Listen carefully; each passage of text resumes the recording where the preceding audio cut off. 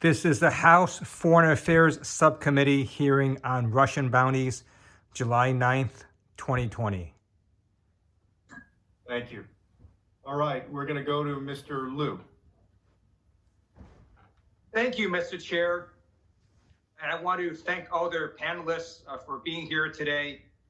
I think it's very instructive to know what the White House has not denied. The White House has not denied that the CIA assessed that Russia paid bounties to the Taliban to kill U.S. troops. The White House has not denied that the CIA made this assessment with a medium level of confidence. The White House has not denied that this information was included in the President's daily brief in February. The main excuse from the White House is that Donald Trump was not orally briefed on this issue. But that excuse has now gone away because for at least nearly 2 weeks, the President has seen the news coverage on this issue, first coming out in the New York Times and then being confirmed by the Washington Post, by NBC, by the Wall Street Journal, and multiple other press outlets. And the President has yet to utter a single word condemning Vladimir Putin. But the President has found time to criticize NASCAR driver Bubba Wallace. The President has found time to play golf on numerous outings. What kind of message does that send to Vladimir Putin? And I've heard some of their strong comments from my Republican colleagues, and I appreciate them, that Russia is not our friend. Well, those are just empty words if you can't even condemn Donald Trump for not saying a single about Russia placing bounties to kill our troops. And so, Ms. Morell, I have some questions for you. You had said that if intelligence had a medium level of confidence or higher that this was happening, you would expect the U.S. in a normal. Yes, sir. Okay.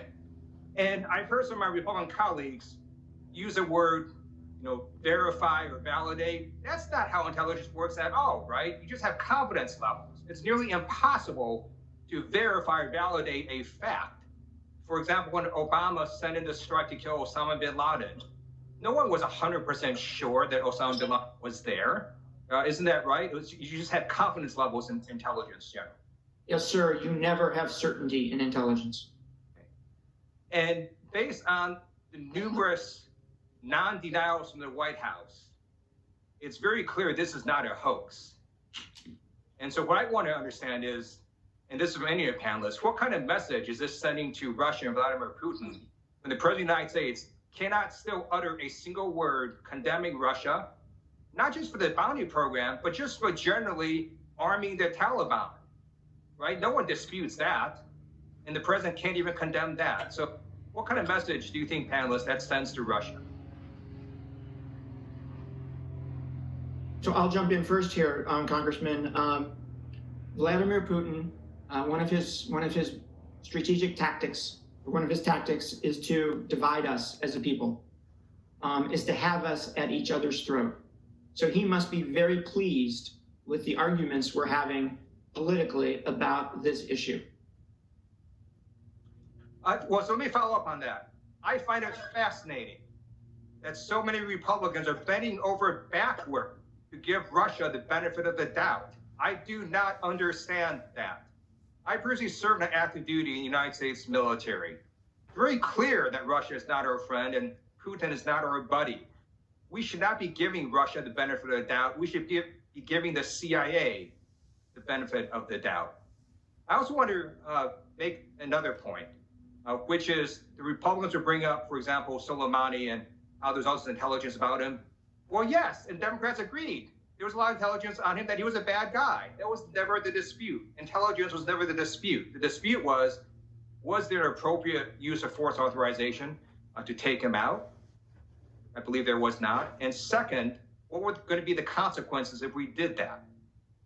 In this case, this is an issue regarding intelligence. The CIA has made this assessment, and the President of the United States still has not been able to condemn Vladimir Putin.